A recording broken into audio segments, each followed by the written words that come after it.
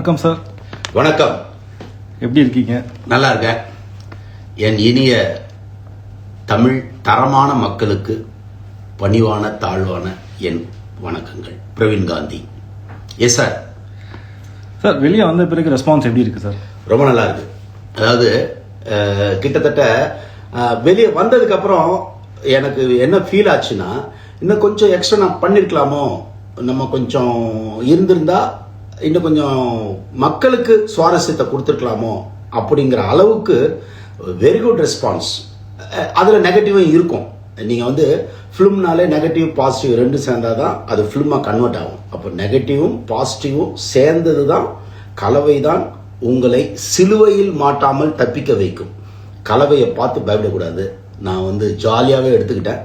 ஒரு சிலது தேவையில்லாமல் வந்துருச்சோ, குறிப்பாக பார்த்தீங்கன்னா பெண்கள் விஷயத்தில் கொஞ்சம் ஒரு மாதிரி வந்துருச்சு. நியாயமாக பார்த்தீங்கன்னா நான் அங்கே இருக்கிற கிட்டத்தட்ட ஒரு 11 கேர்ள்ஸ் இருக்காங்க.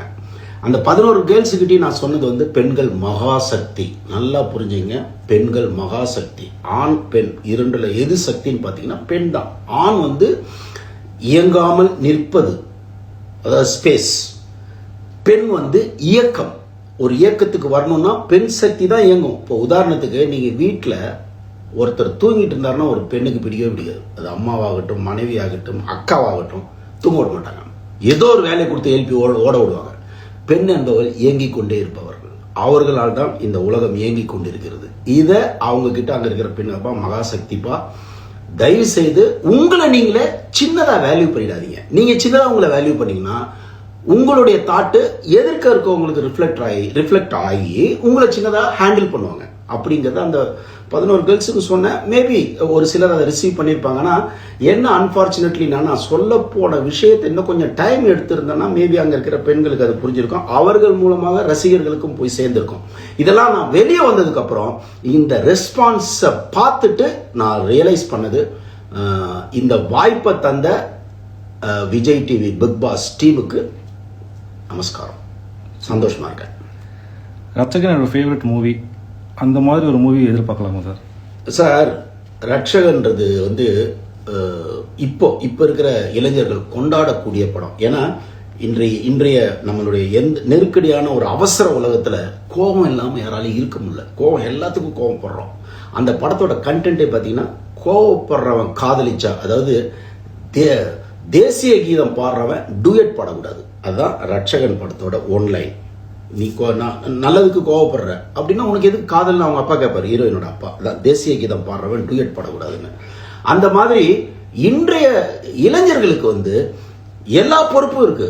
அவங்க விளையாட்டா இருப்பாங்க, ஆனா பொறுப்புகள் இருக்கு. ஆனா அந்த பொறுப்புகளை எக்ஸிக்யூட் பண்ண முடியல. ஏன்னா கோவம், அவசரம். எல்லாருக்கும் டார்கெட் பிக்ஸ் பண்ணிட்டு இருந்த உலகம் எல்லாரையும் ஓட வைக்குது. ஓடிக்கிட்டே இருக்கும். நம்ம எல்லாமே ஓடிக்கிட்டு இருக்கோம்.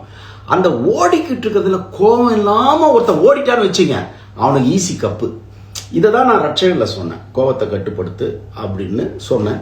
அந்த படம், அந்த கண்டென்ட் இன்னைக்கு இருக்கிற ரசிகர்கள் கொண்டாடுறாங்க. உதாரணத்துக்கு இப்போ சமீபத்தில் என்னுடைய ஹீரோ நாகார்ஜுன் சார் ஒரு படத்தில் நடிச்சு, அந்த படம் மிகப்பெரிய, அதில் என்னுடைய பாடல் சோனியா என் பாட்டு மிகப்பெரிய சென்சேஷனல் ஹிட் ஆனதுக்கு அப்புறம் நான் என்ன ஃபீல் பண்ணேன்னா, ஏற்கனவே அந்த நாகார்ஜுன் சாரை நிறைய பேர் இன்டர்வியூ கேட்கும் போது என்ன சொன்னாங்கன்னா, சார் ரட்சகன் 2 எப்போ சார் எடுப்பீங்க? அப்போ எனக்கும் interested, I am also interested அப்படின்னு நாகார்ஜுன் சார் சொல்லியிருக்காங்க. நான் அப்போ கூட பெருசாக அதை இது பண்ணிக்கல, அதில் ஸ்பீடு காட்டல. ஏன்னா ஒரு புடிசரை பிடிக்கிறது இப்போ ரொம்ப டஃப்பான ஒரு ஜாப்.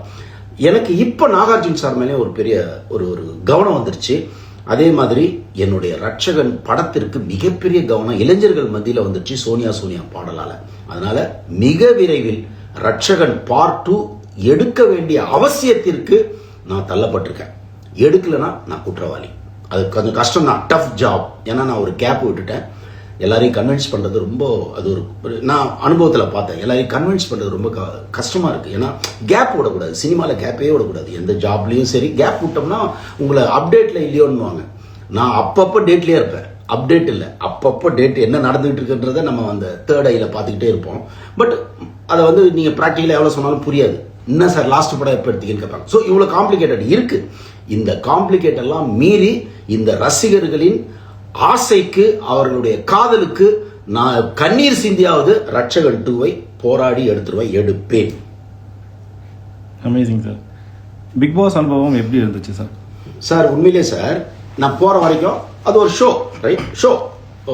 அதில் வெளியே இருந்து பார்க்கும்போது பல கமெண்ட்ஸ் இருக்கும். ஸ்கிரிப்டான்னு கேட்பாங்க, எல்லாம் செட்டப்பும்பாங்க.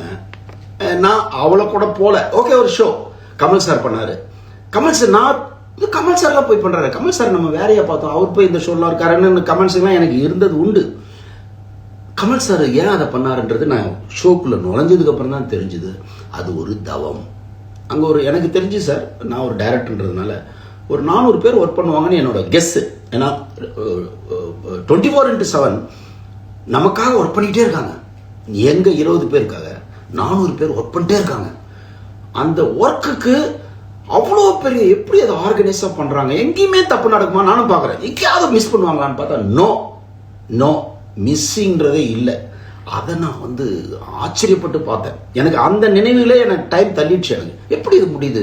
எங்கேயாவது அதாவது உள்ள நுழைஞ்சு கேரவன்ல ஏறினதுல இருந்து என்னை அவர்கள் எடுத்துக்கொள்கிறார்கள். என்ன அப்படியே டேக்கிங் கேர் பண்ணிக்கிறாங்க. என்ன அப்படியே கேமராக்கள் மொய்க்கிறது. எப்படி ஒரு தேனை ஒரு வண்டுக்கள் மொய்க்குமோ அது மாதிரி வர அந்த உள்ள நீங்க நுழைஞ்சிட்டீங்கன்னா, கேம் ஆட நுழைஞ்சிட்டீங்கன்னா உங்களை கேமராக்கள் மொய்க்கிறது. அந்த கேமராக்கு பின்னாடி 400 பேர் மொய்ச்சு உங்களை அவ்வளோ டேக்கிங் கேர் பண்றாங்க. தப்பு பண்ணாம பாக்குறாங்க. நம்ம பிக் பாஸை பத்தின ஒப்பீனியனே எனக்கு மாறி போச்சு. அது நான் ஒரு சும்மா ஒரு நம்ம சின்ன பசங்களை ஒரு மாதிரி காட்டுறாங்க அப்படிலாம் சமுதாயத்தின் குற்றச்சாட்டுகள் இருந்தது. நானும் ஓகே அப்படிதான் இருக்கும்னு நினைச்சேன். ஆனால் வந்ததுக்கப்புறம் அந்த ஹார்ட் ஒர்க்குக்கு என்னுடைய ஹேட்ஸ் ஆஃப். அந்த 24/7 ப்ளஸ் அது ஒரு ஷோவாகவே இல்லை சார். அது எனக்கு அதான் ஆச்சரியமா இருக்கு. ஷோன்றதுன்னா ரெடி கமான் ரெடி டேக் அப்படிதான் நம்ம பார்த்துருக்கோம். இங்க பார்த்தா அது ஏதோ நீ இது ஒரு கடமை, நீ இதுக்குள்ள இவ்வளவு பெர்ஃபெக்ஷன் இருக்கணும்னு சொல்லிட்டு அந்த பிக் பாஸோடைய கமெண்ட்ஸ் ஆகட்டும், அந்த கரெக்டாக அந்த ஸ்டோர் ரூம்ல இருந்து ஒன்று வரதாகட்டும், நீங்க ஸ்டோர் ரூம்ல கொண்டு போய் வைக்கிறதாகட்டும், எல்லாமே அவ்வளோ ஆர்கனைஸ்டா பண்ணது. எனக்கு அந்த இடம், நான் அடுத்த படம் பண்ணும்போது அந்த பர்ஃபெக்ஷனை தான் நான் அந்த டீம் சேர்க்கறது தான், அதை நான் அங்கே லேர்ன் பண்ணேன் சார். உண்மையிலேயே பிக் பாஸ் அனுபவம். என்னுடைய ரட்சகன் படம் பண்ணும்போது எனக்கு அப்போதைக்கு அது பெரிய படம், இந்தியாவிலேயே அது பெரிய படம். அதை எப்படி நீங்கள் எடுத்தீங்க, கிளைமேக்ஸ்லாம் எப்படி எடுத்தீங்க? 3 ஹெலிகாப்டர் செங்கல்பட்டில் தான் நான் எடுத்தேன். அதெல்லாம் அமேசிங்காக அப்போதைக்கும் பேசப்பட்டது, இப்பவும் பேசப்படுது. எனக்கு அதெல்லாம் விட இவ்வளோ பெரிய விஷயத்த ஒரு சும்மா 20 பேர் அதில் எல்லாம் சின்ன பசங்க, இவங்களுக்கு இவ்வளோ பெரிய வேலை நடக்குதுன்னா அப்போ இவங்க அந்த ஷோவை நடத்தலை. அதை ஒரு சமுதாயத்திற்கு எதையோ சொல்ல விரும்புது. நான் அதை தான் புரிஞ்சுக்கிட்டேன். இந்த சமுதாயத்தில் நீ வாழணும்னா உனக்கு விழிப்புணர்வு அவசியம். அந்த ஷோவோட கான்செப்ட் என்ன? அவேர்னஸ். கவனமாக இரு. கடவுள் என்பது என்ன கேட்டால் எதுவுமே இல்லைங்க, உங்க கவனம் தாங்க கடவுள். நீங்க கவனமா இருந்துட்டீங்கன்னா உங்களை வெல்ல முடியாதுங்க. அதை பிக் பாஸ் டீம் அந்த 20 பேருக்கும் ஞாபகப்படுத்திக்கிட்டே இருக்கு. நிச்சயமா அதை புரிஞ்சுக்கிட்டாங்கன்னா வெளியே வர 20 பேரும் சமுதாயத்தில் ஒரு பெரிய மாற்றத்திற்கான சக்தியாக மாறுவார்கள். ஏன்னா அப்படி ஒரு ட்ரைனிங் அங்கே தராங்க. ரியலி எனக்கு அந்த சக்தியை நான் கொஞ்சம் தான் எடுத்திருக்கேன்னு நினைக்கிறேன். ஏன்னா இன்னும் இருந்திருந்தா நிறைய நான் எடுத்திருப்பேன். பட் இயற்கை எனக்கு ஒரு வாரம் நீ போதும் கிளம்புன்னு சொல்லிட்டு போ மாதிரி நான் அதை எடுத்துட்டு வந்துட்டேன். ஆனால் இன்னும் கொஞ்சம் இருந்திருந்தா நான் இன்னும் கொஞ்சம் அங்கேருந்து சக்தியை எடுத்துட்டு வந்திருப்பேன். ஃபேண்டாஸ்டிக் அனுபவம். உங்களுக்கு பிடிச்ச கண்டஸ்டன்ஸ் யாரா சார்? ஆல்ரெடி நான் கனி மேடம் சொன்னேன். கனிவான பெண் கனி. என்ன ரெண்டாவது சமைக்கும் போது சார் எப்பவுமே அந்த அம்மா கிட்ட வீட்டில் சமைக்கிற மாதிரி ஒரு ஃபீல் இருந்தது நமக்கு. அதில் ஒரு ஆக்சுவலி அவங்க நடிக்கிறாங்க, ரைட்?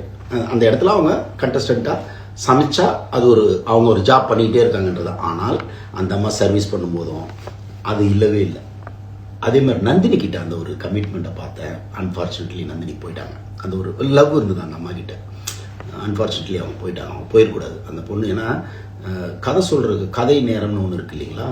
யார் சொல்ல போறீங்கன்னா டக்குன்னு அந்த அம்மா ரைஸ் பண்ணிடுச்சு, நான் சொல்றேன் அப்படின்ட்டு. ஏன்னா இப்போ நான் என் பேரே கதை காந்தி.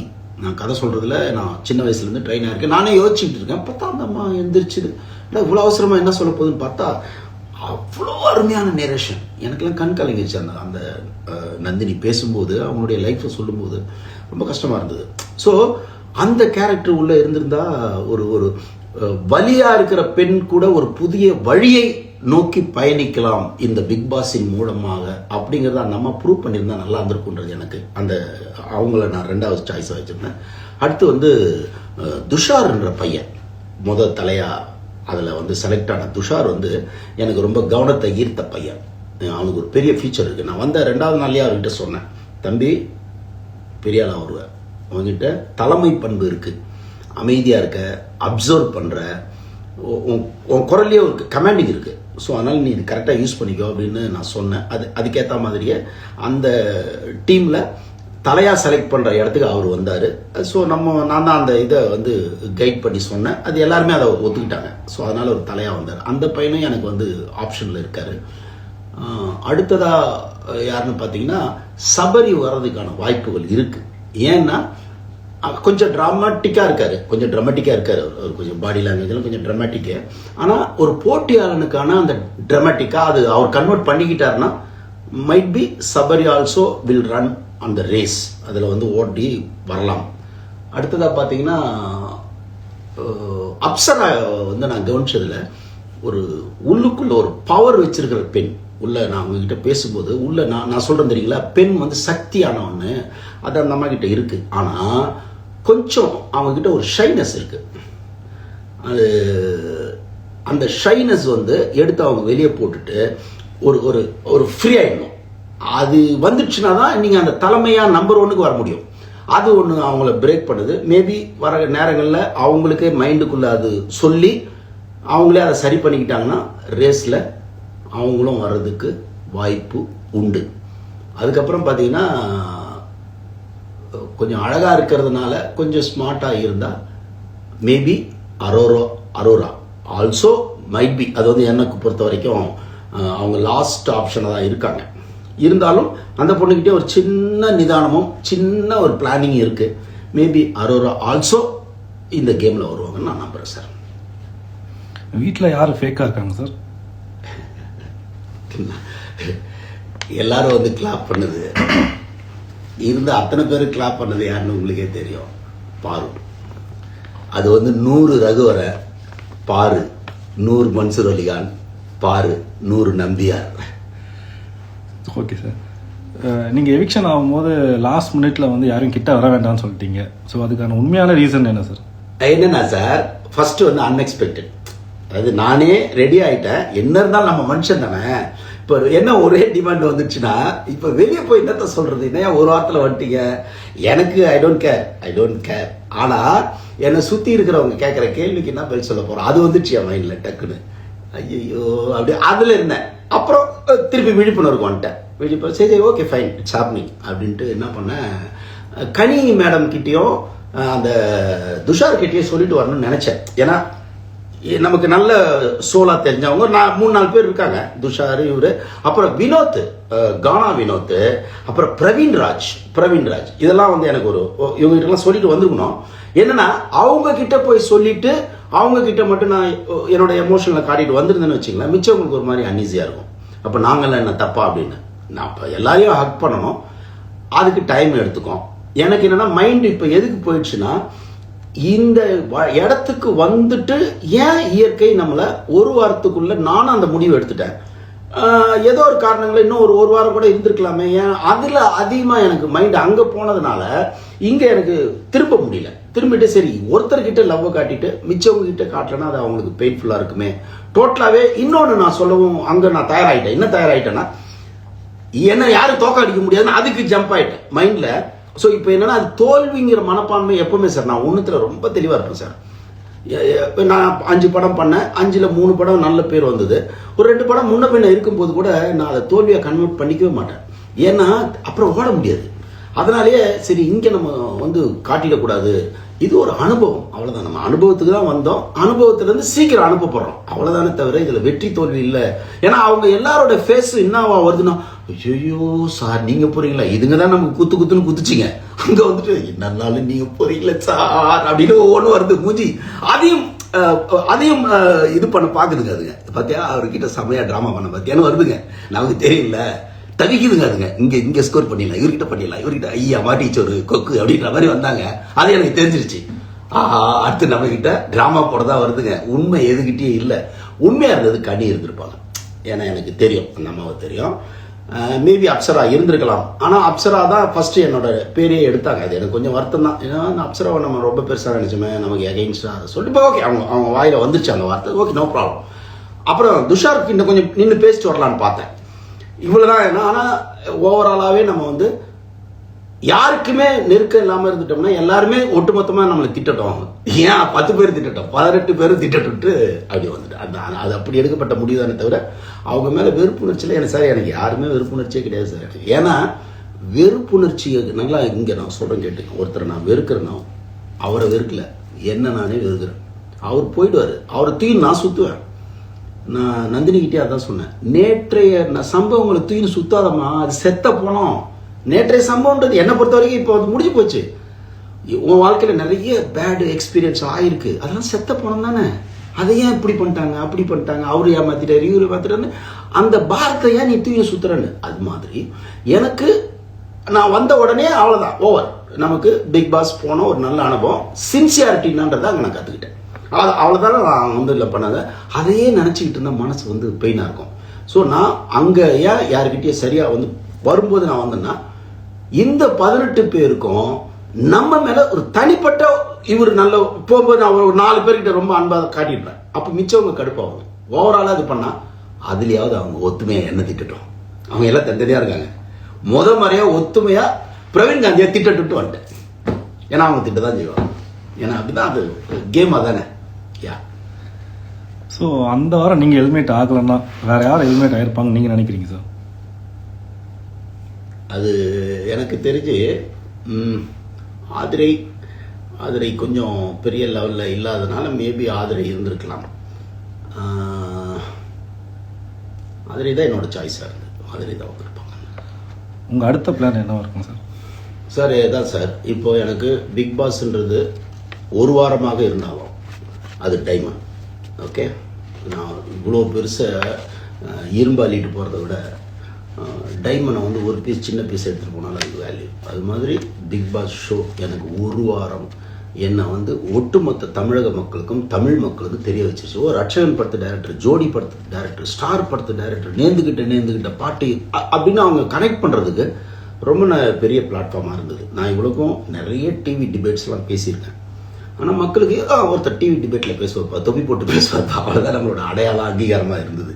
இப்போ தொப்பிலிருந்து என்ன ஒரு ஹாப்பியஸ்ட் பர்சனாக மாற்றினது பிக் பாஸ். ஸோ இந்த ஒரு மைலேஜ் இருக்கு இல்லையா, ஒரு வாரத்தில் எனக்கு கிடைச்சதை வச்சு என் மைண்டு தான். இன்னொன்று சார், நம்மளுடைய மைண்டு வந்து எப்போவுமே ஒரு விஷயத்தை எடுத்துக்கும்.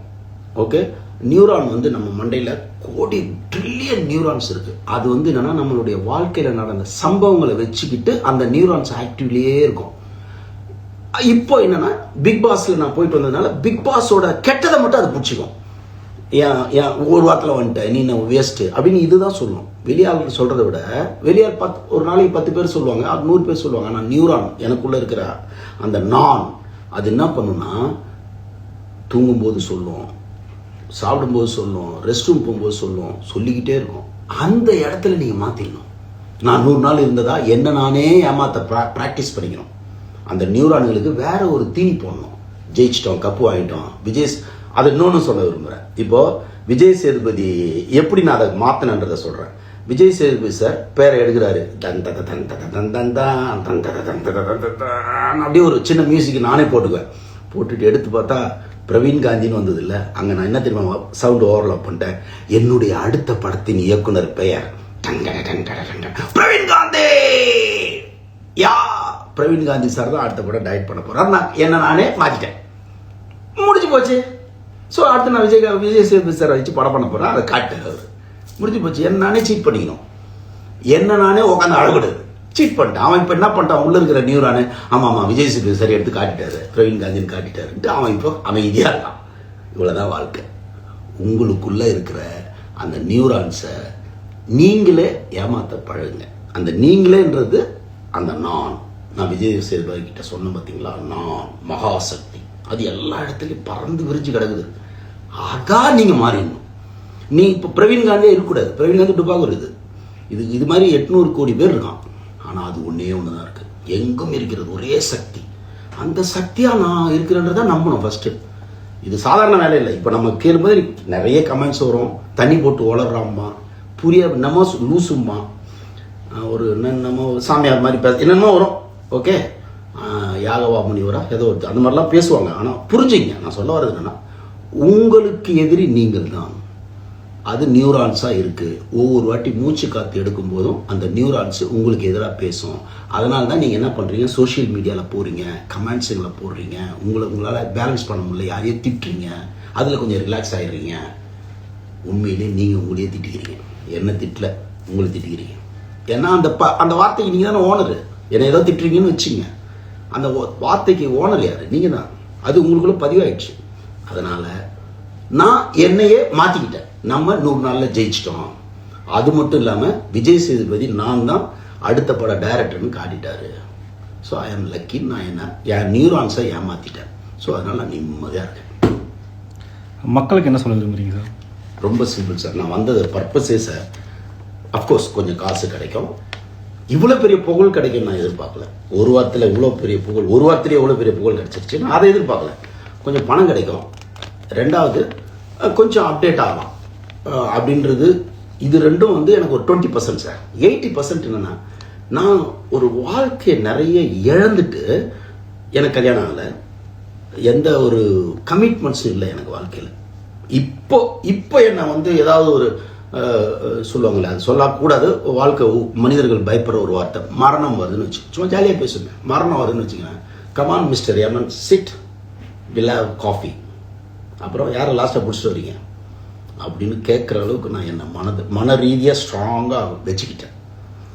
எனக்கு யமனே லெமன்னா, லெமன் தான் யமன். அந்த மனசு தான். நீங்கள் மனசை திடப்படுத்திக்கிட்டீங்கன்னா உங்களை வெல்லவே முடியாது. உங்களை தோக்கடிக்கிறது நீங்கள் தான், வேற யாருமே உங்களை தோக்கடிக்கவே முடியாது. நீங்கள் எவ்வளோ அடுத்தவங்க கமெண்ட்ஸ் பேசுவாங்க, கிண்டல் பண்ணுவாங்க, வீட்டுக்குள்ளே எடுத்துக்கோங்க சார், ஒரு வீடு எடுத்துக்கோங்க சார். ஏன்னா இந்திய கலாச்சாரம் வீடை சார்ந்தது. நம்ம வீட்டை எடுத்துக்குவோம், ஒரு ஃபேமிலி ஓரியன்ட்னு வச்சுக்கோங்க, ஒரு 5 பேர், அம்மா அப்பா கல்யாணம் ஆனவன், இந்த 5 பேரும் 5 உலகம். முதல்ல நீங்கள் அதை புரிஞ்சுக்கணும். ஒரு பெட்டில் போனோம்னா, ஹஸ்பண்ட் அண்ட் ஒய்ஃப் பெட்டில் படுத்திருக்காங்கன்னா 2 உலகம். நீங்கள் இந்த 2 உலகம் மெர்ஜே ஆகாது, இப்படி வராது. இது தனி உலகம், இது தனி உலகம். ஒன்று இது டோட்டலாக தன்னை இழந்துட்டு இங்கே போகணும், இல்லை இது தன்னை இழந்துட்டு இங்கே போகணும். ரெண்டும் இப்படியே இருந்ததுன்னா தனியாக தான் இருக்கும். 2 பெட்டு, 2 உலகம், ரெண்டுமே கடைசி வரைக்கும் டார்ச்சர் தான். இதில் யார் சரணாகதி ஆக போறீங்க? முதல்ல சரணாகதி ஆகிறதுக்கு தயாராகிடுங்க. யார்கிட்டயோ சரணாகதி ஆகிடுங்க. நன்றி உணர்வு, 2 விஷயத்தை தான் இந்த மக்களுக்கு நான் சொல்ல விரும்புகிறேங்க. சரணாகதி ஆகிடுங்க. யாரையும் ஒருத்தர் பிடிச்சிங்க, அது அம்மாவாக இருக்கலாம். அம்மா தான் பெஸ்ட்டு, அம்மா தான் பெஸ்ட்டு. சரி, அம்மா இல்லை, இன்னும் எல்லாருக்கும் அம்மா இருக்க மாட்டாங்க. ஹஸ்பண்ட் இருக்கலாம், இல்லை ஒரு பெண்ணுக்கு வந்து ஒரு ஹஸ்பண்டுக்கு வந்து ஒரு மனைவி இருக்கலாம். சரண்டர் ஆகிடுங்க. எங்கேயோ ஒரு இடத்துல நீங்கள் உங்களை கரைச்சிடணும். கங்கையில் கொண்டு போய் கரைக்கிறாங்கள செத்ததுக்கப்புறம், உயிரோடு இருக்கும்போது நீங்கள் எங்கேயா போய் கரைச்சிருங்க. உங்களை கரைச்சாதான் நீங்கள் நிம்மதியாக இருக்க முடியும், ப்ளீஸிங்காக இருக்க முடியும். இல்லைன்னா வாழ முடியாது உங்களால். எதையோ தூயினை சுற்றுற மாதிரி இருக்கும். அந்த தூயினை சுற்றுறீங்க பார்த்தீங்களா, கரைச்சிடுங்க. அது சரணாகதியில் தான் வரும். அது கடவுளாக இருக்கலாம், உங்களுக்கு பிடிச்ச கடவுளாக இருக்கலாம், உங்களுக்கு பிடித்த மனிதர்களாக இருக்கலாம். அப்புறம் நன்றி உணர்வு. நன்றி உணர்வுங்கிறது ரொம்ப ரொம்ப இம்பார்ட்டன்ட். உங்களை தூங்க வைக்கிறதே உங்கள் நன்றி உணர்வு தான். யார்கிட்டயோ நன்றியாக இருந்திருங்க. தயவுசெய்து இதெல்லாம் நான் வந்து அனுபவத்தில் சொல்கிறேன். நன்றி உணர்வு இல்லைன்னா நீங்கள் வாழ்கிறதே வேஸ்ட்டு. ஏன்னா உங்களுக்கு எவ்வளோ கொடுக்கப்பட்டிருக்கு. அந்த இடத்துல பூமி சுற்றிக்கிட்டு இருக்கு, சரியான டைமில் சூரியன் வருது, மழை பெய்யுது, காத்தடிக்குது. உங்களுக்கு தேவையான அடிப்படை காற்று, மூச்சு காற்று, இல்லைன்னா செத்து போயிடுவோம். அது ஃப்ரீயாக கொடுக்கப்பட்டிருக்கு. இதுக்கு நன்றியாக இருக்கோம் நம்ம. ஆனால் நம்ம என்ன பண்ணுறோம், அவனை விட நான் கம்மியாக இருக்கேன்னு சண்டை போடுறோம். எனக்கு கிடைக்கலையான்னு சண்டை போடுறோம். கிடைச்சதுக்கு நன்றியாக இருங்க, எல்லாமே கிடைக்கும். கிடைச்சதுக்கு நன்றியாக இருந்தீங்கன்னா அனைத்தும் கிடைக்கும். நான் வந்து ஆக்சுவலி அவுட் ஆஃப் ஃபீல்டு. சினிமாவில் என்னோட பீரியடில் வந்து யாருமே இருக்கிறது தெரியல. இன்னும் என்னை இயற்கை எடுத்துகிட்டு போகுது. என்ன காரணம் தெரியுங்களா? நான் நன்றியோடு இருப்பேன். ஒரு வாரம் எனக்கு ஹாப்பி, எனக்கு ஒன்றும் பிரச்சனை கிடையாது, ஹாப்பி. ஒரு வாரம் எவ்வளோ பெரிய விஷயம், மக்களுக்கெல்லாம் தெரிஞ்சு போச்சு. அஜிஷோ ஒரு வாரத்தில் துரத்திட்டாங்கன்றது தப்பு. அங்கே தான் நீங்கள் இயற்கைக்கு எகென்ஸ்டாக மாறுறீங்க. அது ஏதோ ஒரு கான்செப்டில், ஒரு கணக்கில் என்னை வெளியே அனுப்பிச்சிருச்சு. ஸோ நன்றி உணர்வு மக்களுக்கு நான் சொல்ல விரும்புறது, சரணாகதி. அது யாருக்கிட்டையாவது நீங்கள் உங்களை தூக்கி சுத்தாதீங்க, ஒப்படைங்க. ரெண்டாவது, நன்றி உணர்வு. யார்கிட்டயே இருக்கு, நீங்கள் நன்றியாக இருக்கிறீங்கன்னு தெரிஞ்சாலே அவங்க உங்களுக்கு விசுவாசம் ஆகிடும். உங்கள் பாஸுக்கு நீங்கள் நன்றியாக இருக்கீங்கன்னு காட்டிடுங்க, உங்கள் பாஸ் உங்களுக்கு விசுவாசமாக இருப்பார். உங்கள் புருஷனுக்கு நீங்கள் நன்றியாக இருக்கிறத காட்டுங்க, லவ்வருக்கு நன்றியாக இருக்கிறத காட்டுங்க, உங்களுக்கு துரோகம் பண்ண மாட்டாங்க. எல்லாம் மனுஷங்க தான். ஐயோ இவ்வளோ நன்றியாக இருக்கா, இவளுக்கு நம்ம துரோகம் பண்ணுறதான்றது வரும். மனிதன் தானே, நாம் என்ன பண்ணுறோம், ஈகோவை காட்டுறதுலேயே இருக்கோம். நீ ஈகோ காட்டினா அவன் ஈகோவை காட்டுவான், நன்றியை காட்டி பாருங்க அவனும் நன்றியை காட்டுவான். ஸோ இந்த ரெண்டை தான் நான் பிக் பாஸில் பதிய வைக்க வந்தேன். டைம் இல்லாதனால இந்த வாய்ப்பை நான் பயன்படுத்திக்கிறேன். 2 இருக்கான்னு பார்த்துக்கிட்டே இருங்க, கிராஸ் செக் பண்ணிட்டு இருங்க. நன்றியாக இருக்கீங்களா, அது யாருக்குன்னு நீங்கள் டிசைட் பண்ணீங்க. சரணாகதி ஆகிட்டீங்களா, யாருக்குன்றதை நீங்கள் டிசைட் பண்ணுங்கள். இது 2 இல்லாமல் உங்களால் வாழ முடியாது, எழுதித்தேன். That's all. Thank you sir.